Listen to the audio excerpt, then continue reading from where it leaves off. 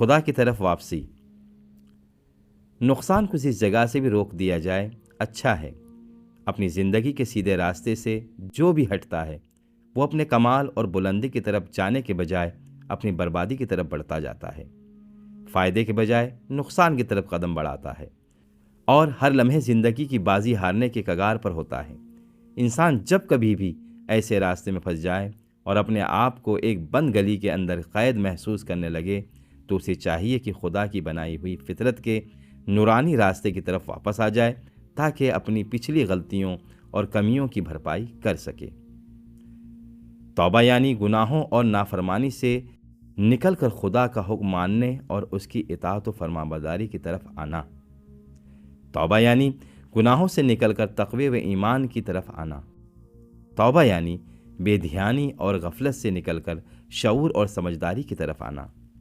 توبہ یعنی برائیوں سے نکل کر اچھائیوں اور نیکیوں کی طرف آنا۔ ظاہر ہے کہ ایسی واپسی شعور و سمجھداری مانگتی ہے، ہمت، حوصلہ اور ارادہ مانگتی ہے۔ خدا کی مدد کے علاوہ گناہوں سے دوری کے لیے شیطان کو مایوس کرنے کی چاہت مانگتی ہے۔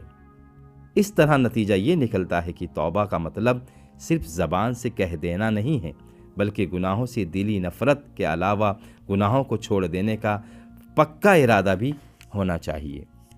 گناہوں کا خطرہ تو ہر وقت اور ہر حال میں موجود ہے، اس لیے گناہوں سے توبہ بھی فوراً واجب ہے، کیونکہ اگر وقت ہاتھ سے نکل جائے اور انسان ایک ایسی جگہ پر پہنچ جائے جہاں سے واپسی کر ہی نہیں سکتا ہو تو ایسی حالت میں توبہ کا ہاتھ تھامنا بھی فائدہ مند نہیں ہوگا۔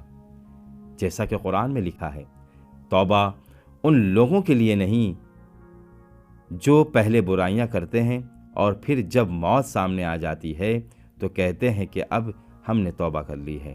سورہ نساء آیت نمبر 18۔ موت اچانک آتی ہے، موت کا وقت اور اسے کیسے آنا ہے اس بارے میں کوئی نہیں جانتا، اس لیے اس سے پہلے کہ وقت ہاتھ سے نکل جائے ہر انسان کو اپنا حساب کتاب صاف کر لینا چاہیے اور آج کل کرنے کے بجائے فوراً اپنے گناہوں سے توبہ کر لینا چاہیے۔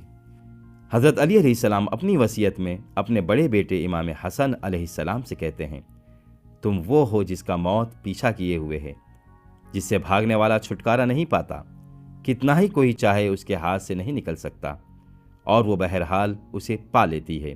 اس لیے اس بات سے ڈرو کہ موت تمہیں ایسے گناہوں کی حالت میں آ جائے جن سے تم دل میں توبہ کے خیال لاتے تھے۔ اسی طرح امام علیہ السلام توبہ کے بارے میں کہتے ہیں، مگر وہ تمہارے اور توبہ کے بیچ آ جائے، ایسا ہوا تو سمجھ لو کہ تم نے اپنے آپ کو ہلاک کر ڈالا۔ نہج البلاغہ خط نمبر 31۔